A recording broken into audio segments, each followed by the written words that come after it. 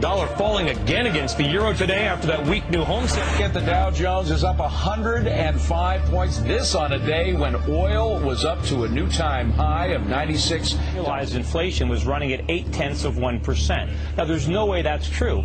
If the government was accurately reporting inflation, we would know we're in a recession. We got about 30 seconds or so, but I want to get your take on how much lower you think the markets can go right now. We think that the markets can decline 50 or 60%. We hate to say something so somber, but it's not the time to be optimistic or pessimistic. It's time to be realistic. Our whole system has been built on credit expansion. We have to grow credit year over year in order to keep the economy growing. The economy is not going to grow. It's going to suffer recession, and once it enters recession, it's going to cascade on itself. But what counts is not how many dollars we have, but what those dollars are worth and what we can buy with them. And the dollar is becoming less valuable every day. And based on our economy, our huge current account, our huge trade deficits, our lack of domestic manufacturing, our lack of domestic savings, there's only one thing the dollar can do, and that's go down.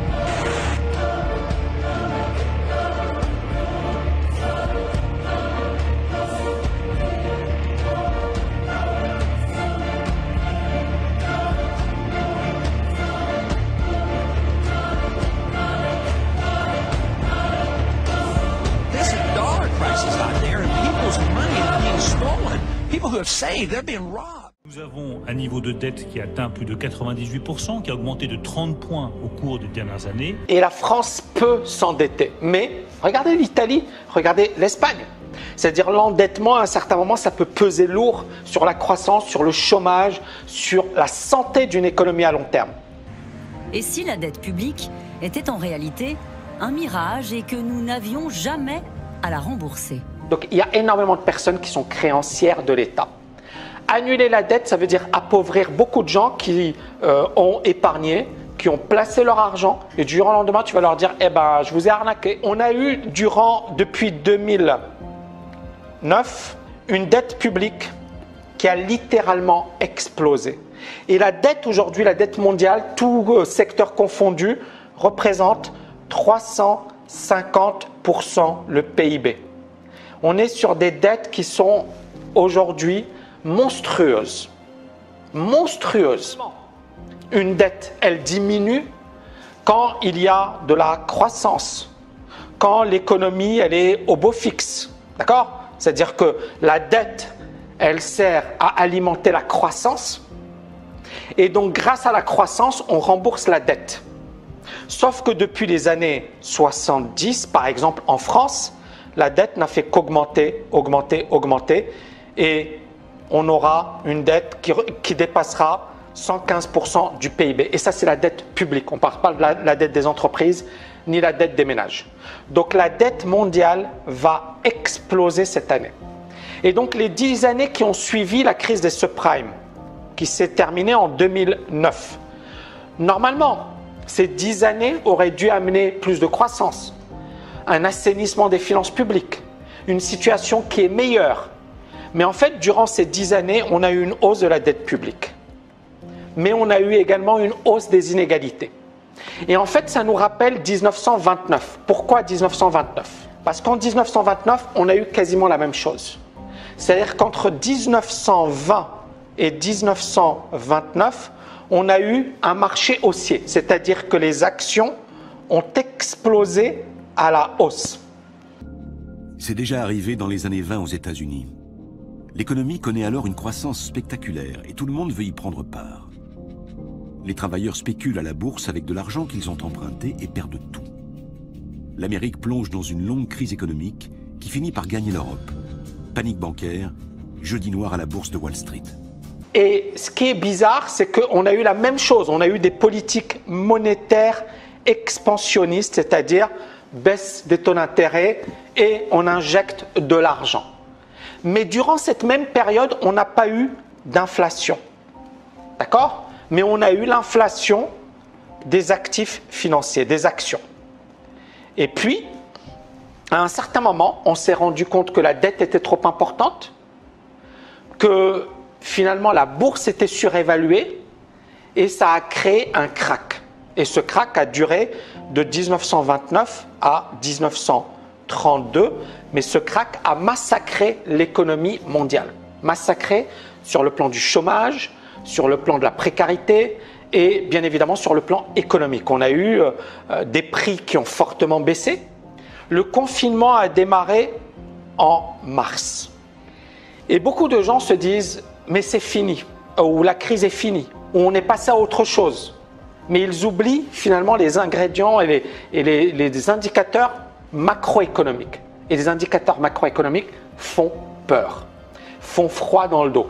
The euro area is facing an economic contraction of a magnitude and speed that are unprecedented in peacetime.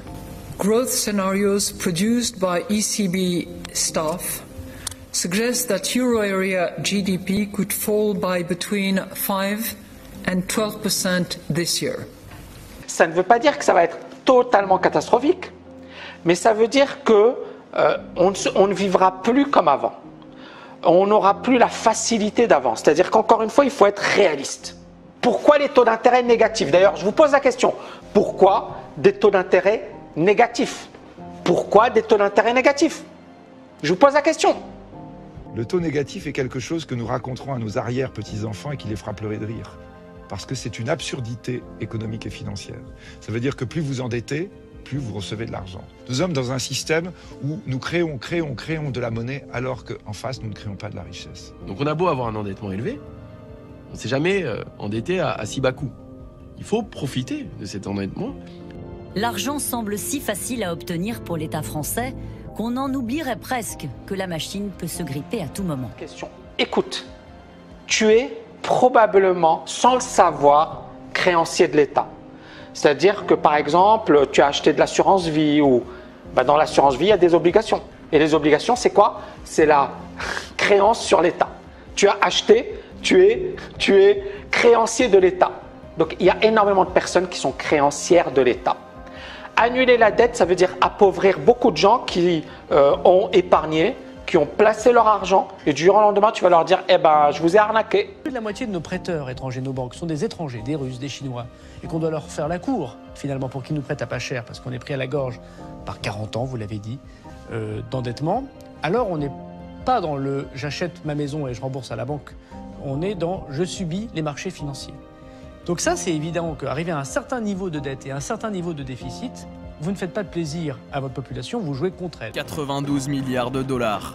C'est le montant de la dette cumulée par le Liban, actuellement englué dans une crise financière et économique sans précédent. Ce samedi, le Premier ministre Hassan Diab a annoncé ce que la population redoutait. Le pays n'est plus en mesure d'honorer ses créances et se retrouve en défaut de paiement pour la première fois de son histoire.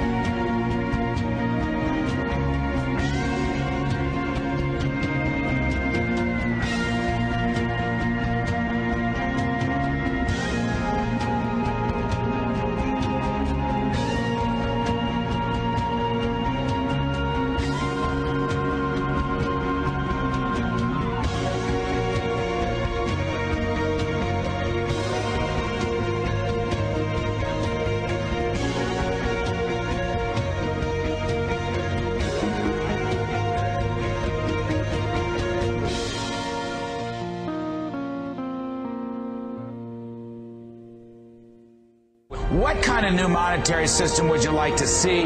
Do you want the dollar to be gold backed again? Would you like to go back to fixed exchange rates? Give us a sense of where you'd like to go. Well, we should follow the law, and the law is the Constitution. The Constitution said only gold and silver should be legal tender. We don't really have clear authority to have a central bank. The dollar is going down, the cost of living is going up. Our dollar today is worth 4 cents compared to the dollar of 1913 when the Federal Reserve took charge of it. And if you don't deal with the dollar, there will be no retirement for anybody. We're going to have chaos.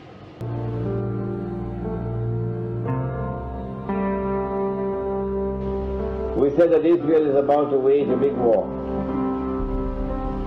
They prepared for this when the Israeli Mossad and the CIA attacked America on September 11th and put the blame on us Muslims. They know that's false. They know that they're speaking a monstrous lie.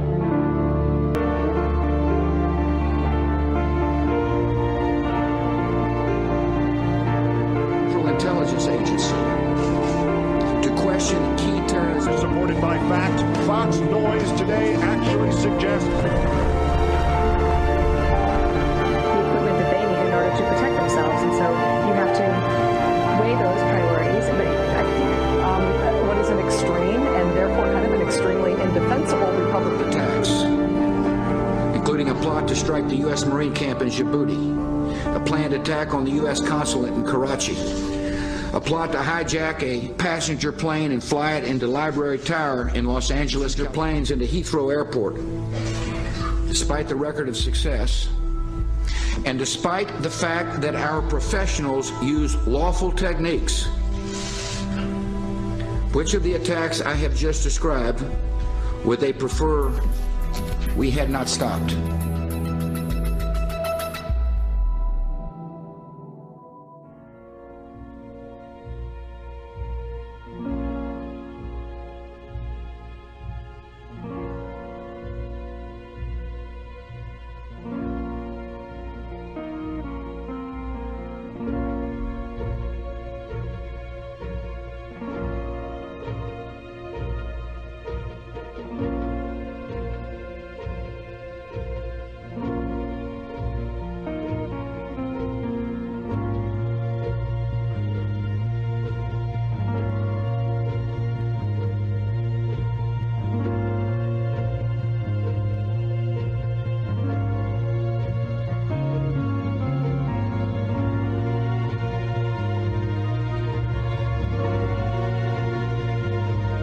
The Matrix is a computer-generated dream, built to keep us under control, to change.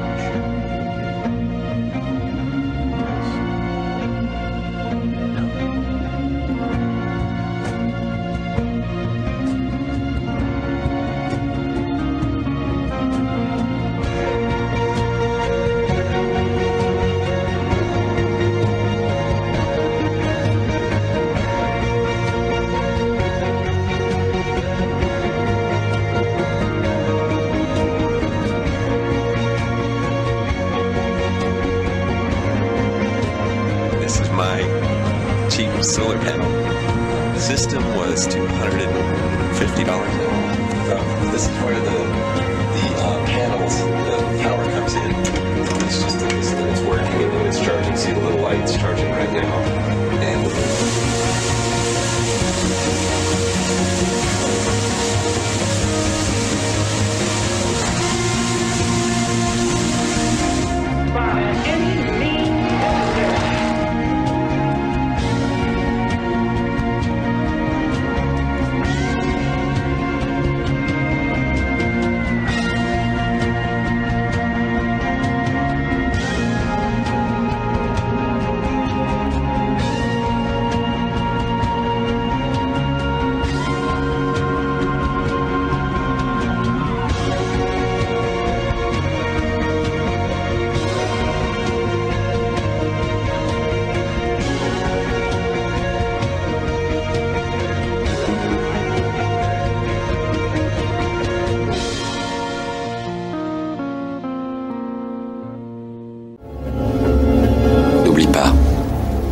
Je ne t'offre que la vérité, rien de plus.